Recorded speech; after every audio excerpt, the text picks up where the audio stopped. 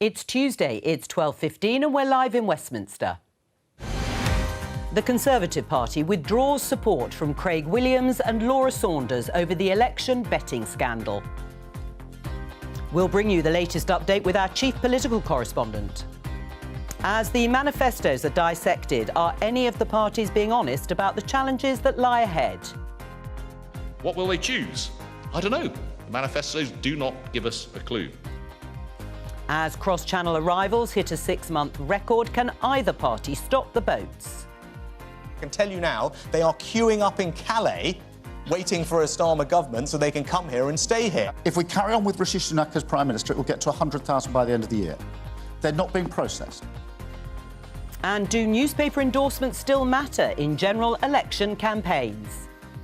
Joining us today, former Conservative Minister Tim Lawton, Labour peer Ayesha Hazarika, the General Secretary of the Trades Union Congress Paul Novak and political editor of The Sun, Harry Cole. This is Politics Live Election 2024.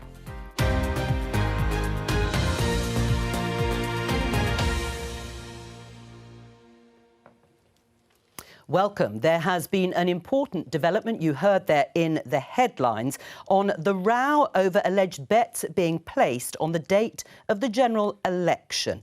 Let's catch up with our chief political correspondent, Henry Zeffman. What's happened, Henry? Hi, Jo. Well, the Conservative Party has withdrawn its support from two candidates, Craig Williams and Laura Saunders. They are the two candidates, at least as far as we're aware, who the Gambling Commission is looking into allegations that they placed bets on the date of the election while potentially knowing that Rishi Sunak was going to call a July election. That's potentially a criminal offence. Worth bearing in mind, this decision came from the Conservative campaign this morning. It was, I'm told, approved by the party board, the sort of supreme governing authority of the Conservative Party, last night. But it's 13 days since Craig Williams, who's very close to Rishi Sunak, acknowledged publicly that he had placed what he called a flutter on the date of the general election. What happens in terms of these two candidates and the election itself? They will still appear on the ballot papers in their respective constituencies, and they will still appear on the ballot papers with the words Conservative and Unionist Party next to them.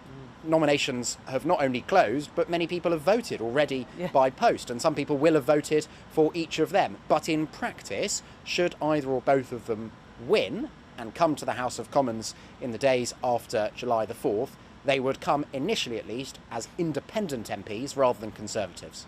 Henry, is it problematic that the Conservative Party have reached a decision, if you like, about these two candidates in terms of the Gambling Commission continuing with its inquiries?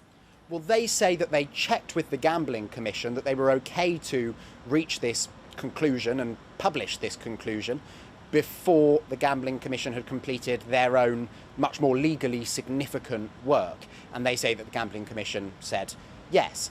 I mean, it's worth noting that in their statement today, the Conservative Party said they'd made this decision as a result of ongoing internal inquiries. So that suggests that there was some process going on inside the Conservative Party looking at what Mr Williams and Ms Saunders might have known and when they might have known it. I think the other thing that has clearly happened here is it's become clear to the Conservative Party, to all of us, that this story isn't going away. And in the last few days, whenever Rishi Sunak has appeared in public, he's faced a string of questions about this rather than whatever else he wants to discuss. I mean, he had a very uncomfortable time last night with your guest, Harry, over this issue. And clearly, the Conservative Party has decided they want to attempt, at least, to draw a line under it. The question is whether that's a bit late, with only 9 days to go until polling day. Henry Zeffman, thank you very much.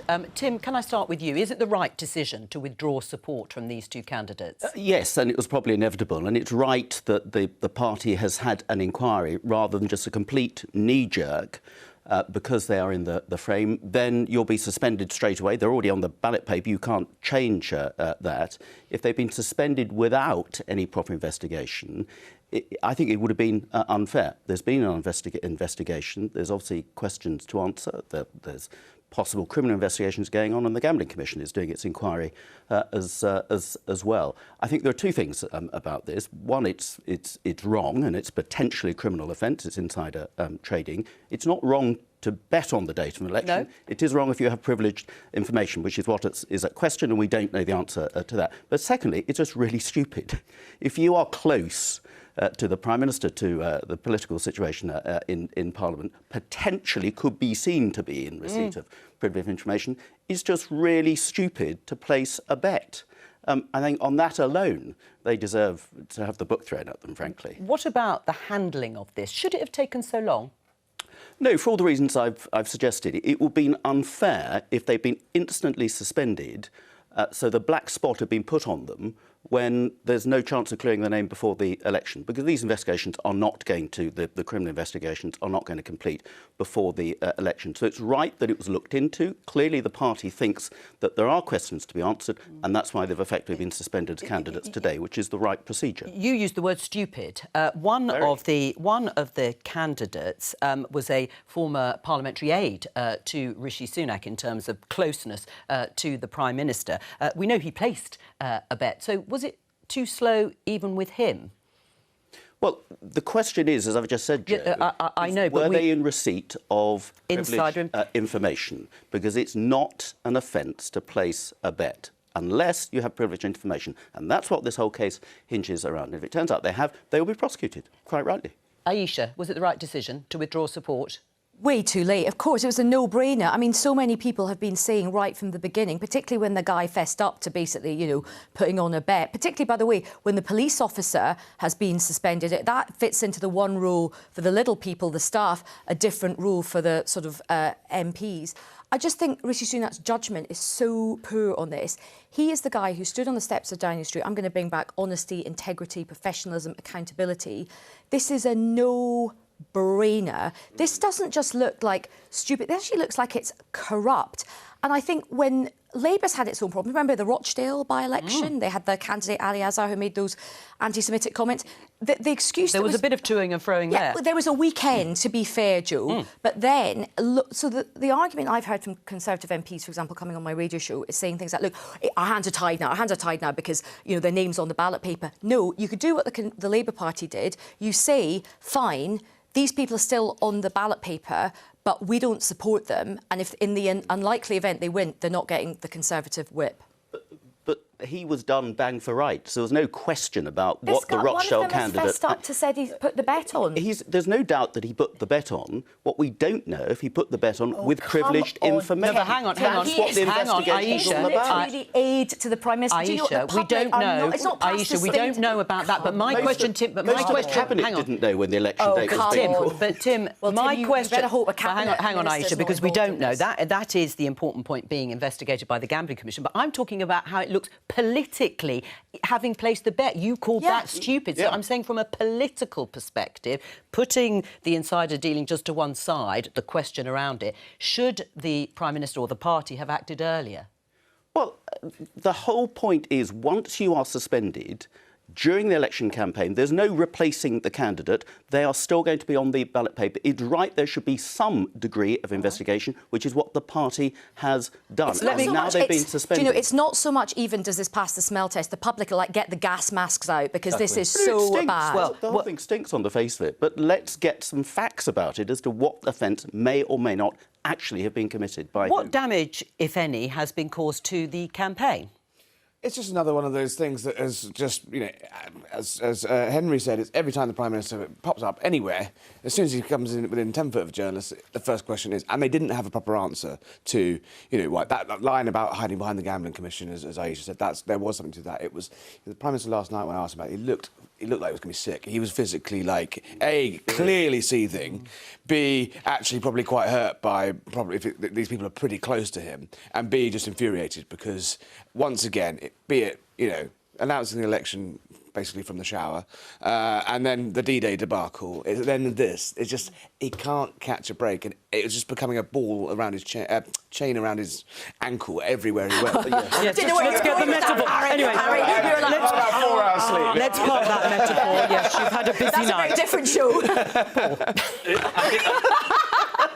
This is the BBC. Sorry. You can't have that here. I think what this shows is not just a lack of political nous from the Prime Minister, it shows a lack of integrity, actually, because they haven't been investigating this issue for the last 13 days.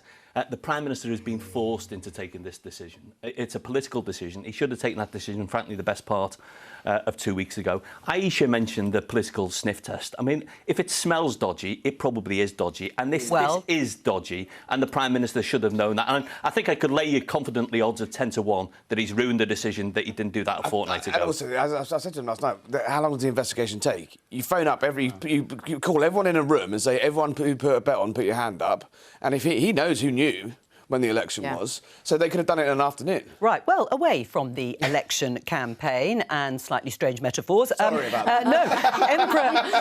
Emperor Naruhito of Japan and Empress Masako, you can see here, are in the UK for a state visit. It's the first, actually, since the King was diagnosed with cancer. Now, they both, the Emperor and Empress, studied at Oxford University, and they're here visiting some of their favourite spots, including the Thames Barrier, which the Emperor has a fascination with. He is arriving there. I'm sure there'll be plenty of opportunity to take in other sites too, but there he is, enjoying the Thames Barrier there with the Empress. And there'll be a state banquet and so on. But back to the campaign, because the independent think tank, the Institute for Fiscal Studies, has delivered a damning verdict on the manifestos. Let me just show you this headline in The Independent. Tories and Labour under fire from IFS over conspiracy of silence on tax. Let's listen to the director, Paul Johnson. We need a government laser focus on improving growth and economic performance. It's good to see that acknowledged. But on the big issues over which governments have direct control, how they'll change tax, welfare, public spending, the manifestos provide thin gruel indeed. We'll be voting on the 4th of July in something of a knowledge vacuum. Do you agree with that, Tim? Well, first of all, Paul Johnson went to school in my constituency and was born in my constituency, so he was actually quite good, or my former constituency, I should say. And yes, I find it frustrating because this campaign, I think, has been marked with, unless you rule out every single possible tax that you're not going to raise if you come in, then instantly you're under the spotlight for, that's another suspected one. And it's got this, he said, you said sort of air about it, which I don't think is very healthy for politics. We are in a difficult, challenging condition with the economy, as we are in many other countries post-COVID and post-Ukraine anyway. And I think that the electorate would respect a bit more honesty, actually, than we've had across the whole board, rather than trying to promise the earth when you haven't got a handful of soil to pay for it. Right. Would you say, then, that the Conservatives have run a campaign that you wouldn't have been happy with, ruling out every single possible tax to increase? Well, it's not the Conservatives. Everybody has done that. But including the Conservatives. All the board. And it's not the first time it's happened either. I just find it frustrating. And I'm from the school, I just think, and I'd like the Prime Minister now, given the not best of campaigns that my party has run, actually just to sit down and be honest and say, look, OK, we have messed this up to an extent, but this is absolutely what we are about. This is what we're in business to do. This is what we believe in, and this is what we think the figures will allow us to do. And I think people would respect that if all the parties were to do that, rather than say, oh, well, you're going to raise such and such. Yeah, I mean, do you agree with that, Aisha? It's been an arms race, hasn't it, on, are you going to raise income tax? Are you going to raise capital gains tax? And are you going to raise... And everybody ruling out. I mean... yeah, look, I actually do agree with what a lot of Tim said. I don't think this is a great way to do our politics, but I also think we have to be honest about the climate that we're in. You know, tax and spend is always the kind of lightning rod issue in an election.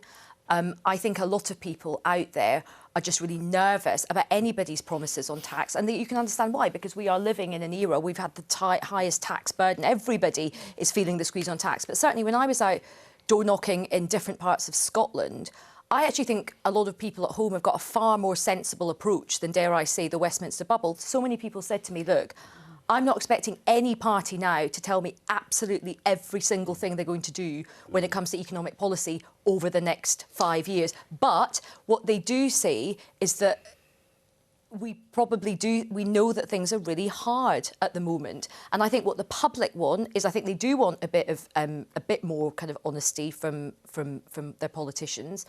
But I also think they realise that public services are in a real mess and the money has to come from somewhere. Do they want that honesty? No, of course they don't. They want to be able to get through. Well, on the Labour side, they want to be able to get through the election with the smallest possible target for the Tory machine to sort of hit. And the Tories are throwing every single thing they can find down the back of the sofa at the wall and seeing what sticks. I think there is a middle ground between the two. The Labour Party manifesto is so woolly and so dubious in its claims to be fully funded. Yes, it's fully funded, doing a very small amount of things, but actually the big picture stuff is completely empty, whereas the Tory one is, well, you know, we'll believe it when we see it, because all these wonderful things you say you're going to do and can afford to do, well, why didn't you do them for the last 5 years? Right, there is a problem of over-promising and under-delivering. Well, I just don't think the British public are daft. I mean, their lived experience is that they know every single aspect of our public realm, of our public services, has got worse over the last 14 years. Whether you're waiting for a GP's appointment, whether you're in a hospital, whether your kids in a school with concrete literally crumbling around them and the teachers. And I don't think actually Labour has been shy in setting out the big challenges that an incoming Labour government potentially will face, whether it's the economic challenge. We've had the lowest economic growth and the highest inflation in the G7 countries since the end of 2021. Wages no higher than they were now in 2014. Our public services decimated. So Labour have already set out some targeted spending commitments and some targeted tax commitments, including clamping down on the tax gap, which I think is the right thing to do. All right. I think we're all going to be looking at that first budget, though, that Rachel Reeves hopefully gets up and delivers, and seeing the direction of travel that Labour will set out. The problem that Labour have with theirs is they're trying to be almost too clever by half. And the fact is, they have so deliberately said they won't raise the big three corporation tax. VAT, national insurance and income tax. Exactly. There we go, exactly, the Boys song. You know, they've been so specific on that. They've actually sort of hoisted themselves. That still leaves a lot of scope. Well, exactly, I mean, it still leaves a lot of scope. But let me just finish this point, Harry. I mean, Labour's mantra will obviously be we need to get the economy back into growth, and that's absolutely right. Sure. But on taxes, and I was on this programme this time last year, Joe, talking about the need for a national conversation about tax. Now, Labour have ruled out raising taxes on working people. Is that right? I think that's probably the right thing to do when we're emerging from a cost of living crisis. There are other things. Capital gains tax, equalising that with income tax would raise £10 billion. I don't think that I can, in advance of that first budget, set out what the country's tax code could look like. I think that Rachel could set a very clear direction of travel after the election. Absolutely, because we all know, and the public knows this, if we're going to repair and renew our public services and get the economy back into growth, we have to invest in our social infrastructure in public services the problem as well as physical. The problem is that there is a fundamental honesty gap, though, in the fact that you have members of the shadow cabinet openly briefing The Guardian, saying there are 13 tax rises we're planning in October, and we're just not going to tell you what the move. That's the problem. They haven't denied any of those, and that's why they're getting stuck in that trap of being asked all the time. Because if they're not going to be honest in the manifestos, it's perfectly within our rights to then say, well, which ones are you? And the ones they don't rule out, well, frankly, tick them off the list. But I think we're getting into sort of a ridiculous thing where the Tories are like, well, you rule out taxing noses and, you know, just like absolutely kind of picking a random inanimate object and saying, are you going to bring back the window tax? You know, the fact is, Rachel Reeves is unable to tell the city whether she's going to stop, whether she can put up capital gains tax. But let's not kid ourselves. The city She's too scared of them. The city She's is scared in of them a because she very wants the businesses to back them. The city and business and the markets are in a very, very comfortable place with Rachel Reeves as a prospective Shadow Chancellor. That is a big deal for the party. We don't know what she's going to do yet. That's the whole thing. I mean, Harry is right. There is so little in the Labour Party manifesto, but there's an awful lot on the wish list, which isn't costed, isn't funded, and the taxes they have actually pointed to go nowhere near. That is not true. All the wish list. Let Aisha come back in and I'll come back. The Tories, greened entirely. the Tories have been spraying around unfunded But they're not going to win, are they? That's the problem. They're not going to have to do any of it. But Harry, if you think this is an important conversation, and if Tim has just made an important point about honesty, you can't, particularly the ruling party, particularly the people who prided themselves on economic competence, spraying around unfunded tax cuts in the middle of a general election campaign. What's paying for the NHS waiting list catch-up? What is paying for the green pledges? What is paying for the child poverty wish list? Because it's not... It is in the manifesto. But hang on, can I just come back to this issue? Can you win an election saying, we're going to put up income tax? You saying there should be a bit more honesty. We're going to put up one of the 3 main tax levers in order to raise money to get down those waiting lists. Would that win an election? Well, I'm not saying I'm in favour of that. No, but would it win... A bit of honesty to say, if we are to achieve X, Y and Z, it would require this amount of money, and these are the possibilities Here's to raise the honesty, that amount of money, and the opinion polls, the opinion polls bear this out. People know that voting for the Conservatives at this election next Thursday will result... It will be more of the same, a stagnant economy, decimated public services.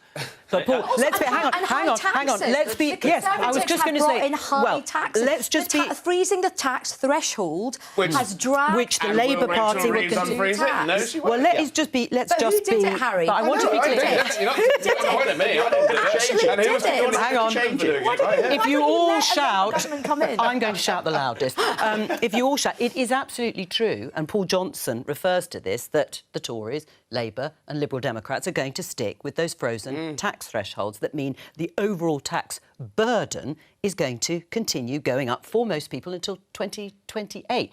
But can you ever say in an election, Paul, I'm going to put up tax? Maybe you should be able to, and people say they would support it and then they don't. What happened to Theresa May? Different. No, well, it was a different policy area, but what she tried to do in order to increase her majority when she was about 30 points ahead of Jeremy Corbyn, the Labour leader, is she dropped in a policy on social care, which actually probably would have been a policy that could be considered, but it meant people worrying about their homes having to be sold. What happened? She lost that majority. You can't do it, can you, in an election? I think you can. I think the context is really important. I think if people's wages were rising, if we were in a normal economic period, as I said, we've had stagnant wages now for 10 years or more. If people were seeing the money in their pockets going up, then they'd feel more relaxed, I think, about paying more income tax. The reality is we've had a cost of living crisis, which in large part has been a wages crisis. Working people have been hit by tax rise after tax rise,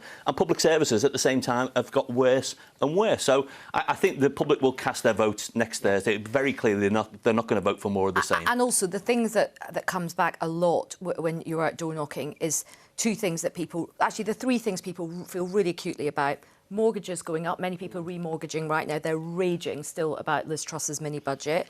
Secondly, about the amount of tax they're paying. And this is everybody, apart from, like, the super rich, everybody's feeling the squeeze. And the third thing is not being able to see a GP. But what about a vision? I mean, Boris Johnson won a majority in 2019, promising, yes, to get Brexit done, promising levelling up, and...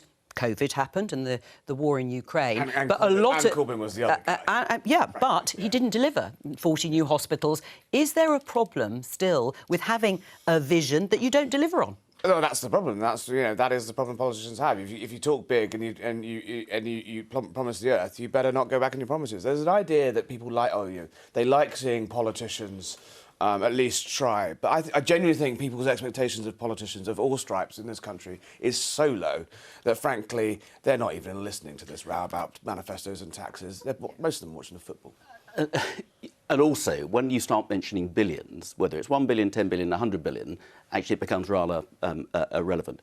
But what we've not mentioned, and I'm afraid the opposition is just completely ignoring, as if COVID and Ukraine never happened. In the last 5 years, whatever the state of the economy before, we took a £400 billion hit to support the economy over COVID, very successfully in terms of saving jobs, saving firms. And Ukraine, again, not of our making, had major impacts on not just our economy, but across the Western world as well. You have got to take that into consideration. People will point to something's being problematic ahead of COVID, a little bit like the NHS waiting list, for example. Can I just bring it just very quickly? But just on that, listen, everybody is cognizant about COVID and Ukraine because we've lived through it. Everybody's cognizant of that. You can't hide Labour Party's behind not that. admitting to that at You all. can't hide behind that. But also the double standards. well, when there was a you've got- global it's not financial hiding behind crisis it, it's at the end of the acknowledging it. last Labour government, it was all the Labour Party's fault. what were you When saying there's at the time? What were economic you saying at crises, the time then? it's like, oh, it's all to do with COVID and Ukraine. Well, I'm just going to bring. When there was a global financial crisis, certain countries were not impacted by it in the same way as we were because of the mishandling of the whole way Well, interest. it's a All bit, right, it's a bit let's like with the just- COVID. well, let's it's a see bit like the COVID when we did not lock down early enough and Boris Johnson was having parties in Downing Street. Well, let's not relitigate. Let's not relitigate anything COVID. Can I just point you to this? Well, actually, Paul, specifically, City AM. Labour could face talking of billions, £1 bill to keep public sector unions on side, according to a leading think tank. Now, the pay review bodies are going to be setting pay in July, usually in July, for the following year.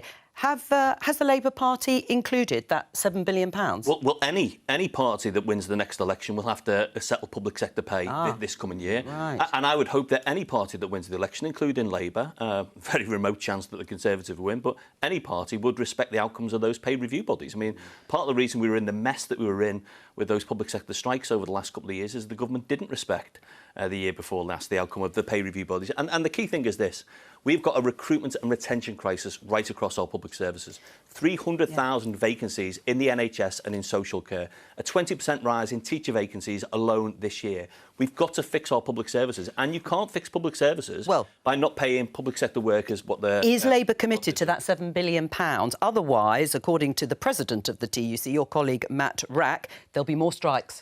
Well, I am not a front bench of the Labour Party, so I don't know if the but Labour Party is going to connect. But should they? But what I will say is that Labour's going to have to do something on this because this pay issue, not just with the health sector, but you look at schools. I just did a big event with lots of heads of primary schools and the rate at which teachers are leaving the profession now. Wow. There is going to be a real workforce crisis. Now, I don't know, and I don't think Labour will be able to give everybody everything they want, but I do think there will have to be a serious negotiation. There's a lot of sweetness, though, in the Labour Manifesto. One of the few things in the Labour Manifesto they have actually put on paper is the backhanders to the TUC and their mates in terms of tearing up the strike rules, allowing more facilities time, basically a union charter. That's what's going to keep the unions on side. You're going to pay them to do their union It's a very work. strange characteristic, caricature, actually. It's not far off. What Labour set out in its New Deal for Workers is precisely how you do address that wages crisis that I talked about before. And how to make it easier to go on strike. The TUC published a research today. 900,000 kids with working parents have gone into poverty since 2010, directly under this government's watch. When I was growing up in Merseyside in the 80s, poverty was a function of being out of work. Yeah. Now we've got people going out to work day in, day out who can't afford to pay their bills. What have the Labour leadership promised you? So that New Deal for workers, there's no backroom deal. It's very clear. Yeah. A ban on 0 hours contracts, an end to fire and rehire, union rights to access the workplace, a new fair pay agreement in social care, which is desperately needed. This is a positive programme of rights to make sure that work pays. I think actually that would be good for workers. It'll be good for the UK economy as well. Increasing people basically being paid to do union activities on the taxpayer, essentially, in the public sector, to take people pretending to be nurses, but actually they're paid union officials, and they spend all of their time. You want their trying to You know what you need to do? You need to get out of Westminster and go to some real workplaces, because you can go to any successful workplace. Take him. Airbus, Rolls-Royce. Sure. BAE, you have no idea how annoying it is for there'll be unions, there'll be union. Let him speak. The person they're seeing on television pretending to be an ordinary worker is actually a full-time, facility-time, paid union official. And they're trying to make it. The Labour Manifesto is trying to make it easier for unions to basically be paid to do their union activity. Nobody, including the public and including the people who go to the polls next Thursday, think that the problems in the UK economy are down to overmighty trade unions. Well, I think they can't get to work. They can't get to work because the trains are on strike. For too many people, work does not pay. All right, we've got to move on, but just finally... I just mean one point on this. I mean, Harry's doing a good job of whipping up the anti-trade union rhetoric, but I just want to say, no, Harry, you're doing a great job in terms of whipping up the anti-trade union. There's nothing trade unions are there to be a strong friend for people at work. And when there's a scandal like P&O, when people get sat by text, with even the Conservatives said that was a terrible thing. The Sun newspaper not anti-union. I'm anti-union pretending to be ordering the legislation. Hang on. Let her speak. Off one of the proposals in there, which is about hiring and refiring. That was P&O ferries. Another thing is, we have all these conversations about immigration. We say, why don't we pay our care workers better? There is provisions in here to do that. So instead of, we've just started the conversation saying, can we have a better conversation about politics? Harry, and we all love Harry, and he's doing his cheeky chappy. I'm going to slag off all the unions. There are some really important things in there which will help fix this country for the better, and actually help a lot of Sun readers. If I can get a word in edgeways on my own programme. Tomorrow, Michelle Hussein will be hosting a head-to-head debate between Rishi Sunak and Keir Starmer in front of a live audience in Nottingham. Make sure you tune in tomorrow at 8:15. Well, let's roll on to another issue that has been at the forefront, certainly of the Conservative campaign. The Guardian here, record number of people have crossed Channel in small boats since January. You can see the figures underneath. Stopping the boats has been one of Rishi Sunak's top priorities, one of his key pledges since January last year. The figures show the approach thus far isn't working if you want to stop the boats or bring down the numbers of people crossing the Channel. Is it possible to stop them? You can stop the majority of the boats. This is a really complex problem, which is in three parts. One, you've got to stop them leaving the beaches in the first place. We're paying the French, subsidising the French police force, £480 million a year. They're intercepting more, but they let them all go. So they're back again the following night with a fresh boat to try again. They only have to get lucky once. Labour's saying, oh, we're going to have this task force, whatever. We've already got a task force with the National Crime Agency. So is it possible? With the police. It will be possible if the French did their job, as they do in Belgium, and when they intercept them, they arrest them. And if they don't have a case for being in France, they should be removed from France. The second issue is processing. We need to speed up processing. It has been speeded up. But the third issue, which is the real issue, which Keir Starmer completely ignores, you have to answer the question and have a practical solution. If you've got somebody with no case for being in the UK, all asylum applications have failed, who's from a country who will not take them back, Iran, Eritrea, Sudan, places like that, what do you do with them? Because they're here for the foreseeable, unless you've got a third country arrangement with somebody like Rwanda, which will actually remove them. If you don't have that, they are here for the foreseeable, and any amount of processing will not solve that problem. And Keir Starmer was being completely dishonest, and the floodgates are already starting. Well, on that, you hosted a debate last night with both leaders. It did get quite feisty, and on this subject particularly, let me just show the Sun headline, Rishi versus Keir at Sun headquarters, boats war, and we can hear a little bit of what Rishi Sunak had to say. Those illegal migrants will not be on planes to Rwanda. They will be out on our streets putting pressure on public services. And, by the way, I can tell you now, they are queuing up in Calais waiting for a Starmer government so they can come here and stay here. Oh, that is the choice. 800 migrant crossings in a day are happening on your watch, not Keir Starmer's. Do you want to respond, Aisha? Well, they're queuing up to come here anyway. They're queuing.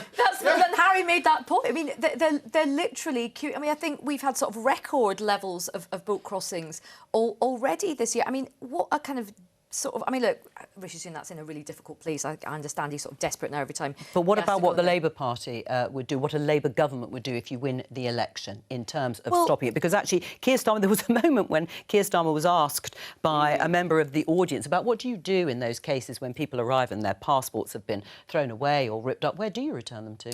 Well, they'll have to work all of that out. But as Tim says, this stuff is... Hang on, let me... Tim, I'll let you speak. Come on. We've got to take a step back, right?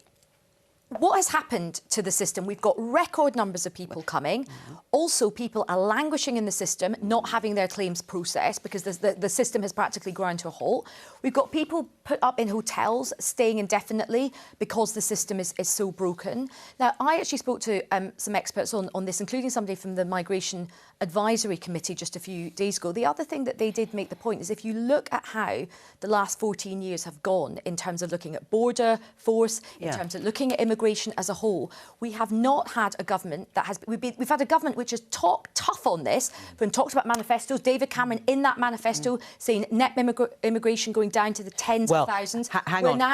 Let's focus on illegal. Let's focus on illegal migration, because we're talking, of course, far smaller numbers, as it so happens, compared to legal migration, which the government has chosen. I'm interested in this idea of why it's so important to a lot of people, not everybody, but why it's so important to a lot of people, this idea of governments being able to protect borders. Why is that such an important thing for so many people? And that's this issue of fairness in terms of people coming over. I think everybody wants to see a fair managed migration system in this country, and people do have concerns, undoubtedly, about the small boats. I have to say, as you know, both my grandfathers were migrants to this country, I find the tone, and we talked about the tone of politics before, I found the tone of this whole discussion debate absolutely reprehensible. It's been used by the Prime Minister in particular as dog whistle politics, I think. Of course you've got to tackle the issue. But that's what I'm saying. But you've just admitted it is important to a lot of people. It is, but it's not the only aspect of migration. You told me to get out of my bubble and go and talk to people. Go and talk to anyone. And the anger out there in this country, there's no more. There is no more physical embodiment of the impotence of government. This is a complex issue, and it's a human issue. And rapists and terrorists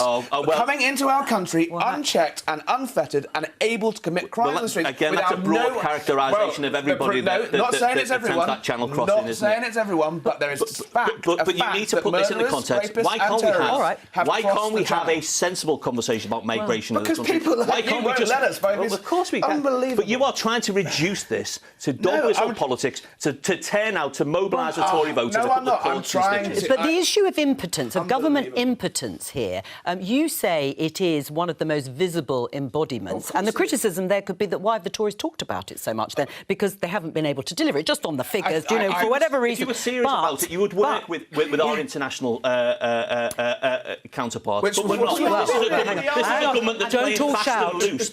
This is a government that's playing fast and loose with international law. Well, hang on. If you do understand people's anxiety about it, the Labour Party and perhaps the government, if they win the election, what will they be able to do to address it? Well, I think, first of all, you need sort of fair and safe routes for people to come to the UK. A number of the people that we're talking about don't have fair and safe routes. Well, it does. It does, actually. Let him speak. It does. I think you do have to look around issues about making sure that people are processed quickly and fairly. This is a government that set arbitrary targets to get rid of numbers of civil servants, regarding the very people who would be doing the processing. And then you... Hang on. I just want to also say to Harry, I know you are looking at groups of people that you say shouldn't be coming here. There are also people fleeing persecution. There are also people needing help. And that is the characterisation of... Well, hang on. Those coming in illegally. Exactly. And the problem is the problem is we don't know who is coming. That is the problem. They as a reader said last night, they are in even extreme cases there have been people arriving having literally severed their fingerprints to avoid being identified of where they're going or where they're from or who they are, throwing their passports into the system. They're arriving here. They're disappearing into the black economy, and we don't know who they are and where they're from. And yes, there are genuinely needy people who the more safe and legal routes would address that, wouldn't it? Long and extensive record of welcoming people to this. All right, let me just get a word both from Aisha and Tim. We should just throw open the borders. No one is saying that. No one is saying fair migration system. We need more safe and legal routes. The government's committed to it because of the amendment that was in the illegal migration bill last year. Safe and legal routes does not stop people with no claim to apply for those safe and legal routes still using the boat. And for Paul to say in one voice, we've got all this pressure on our public services, and then to accuse anybody who's concerned about the 48,000 people who came across here legally in boats 2 years ago as being effectively racist is completely... Well, I never said that. That is a misrepresentation. Exactly. Hang on. What was your dog whistle about picking up Tory votes?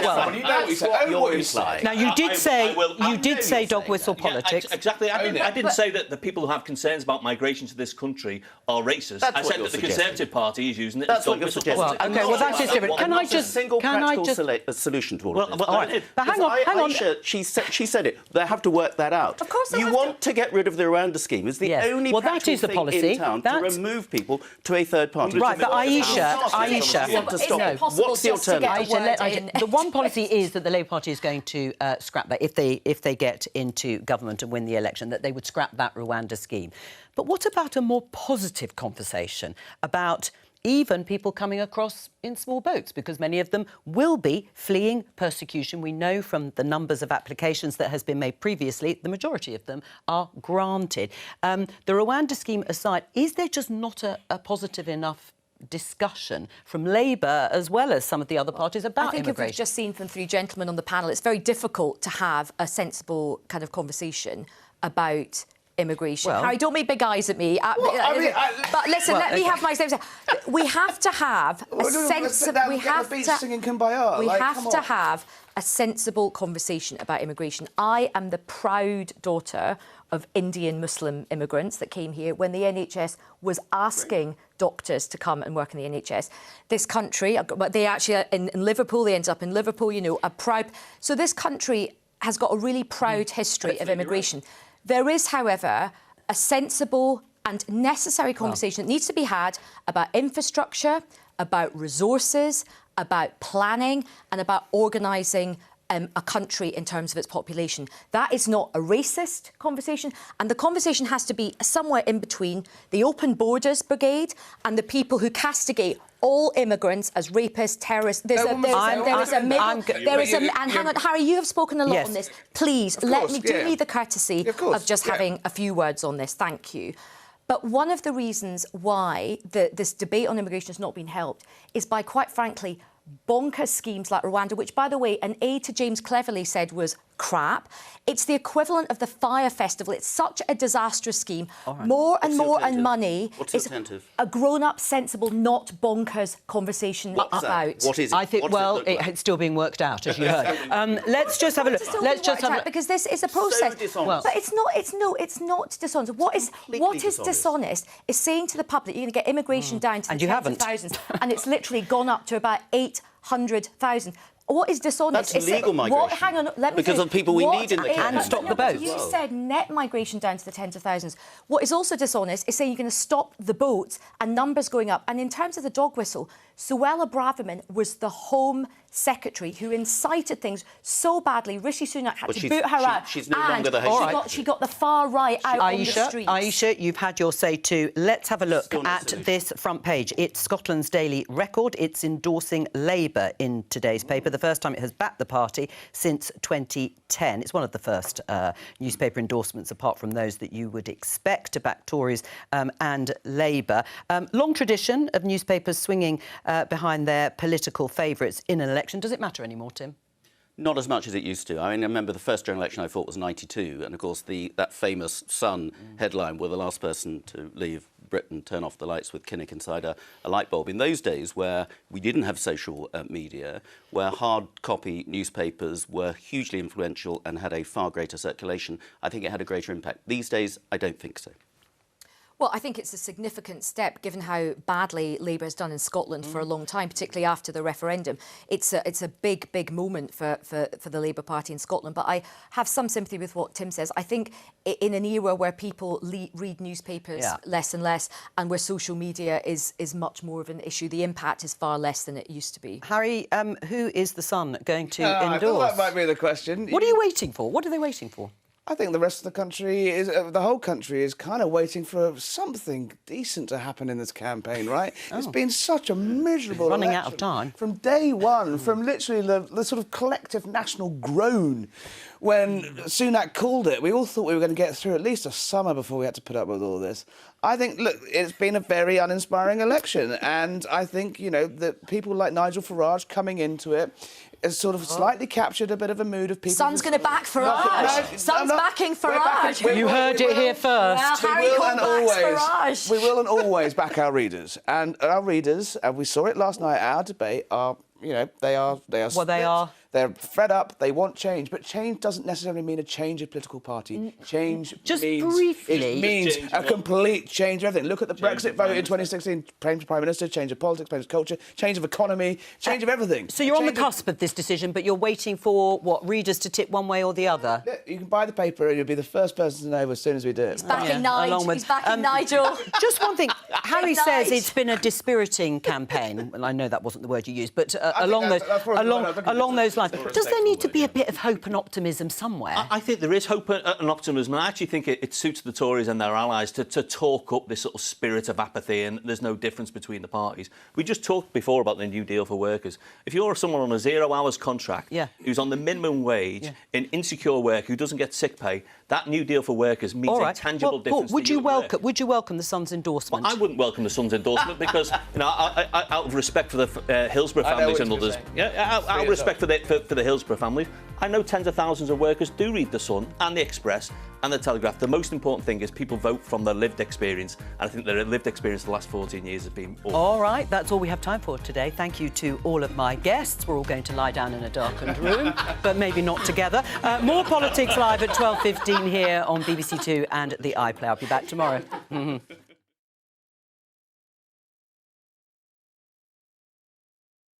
It's your election, and now the last debate pitches Rishi Sunak and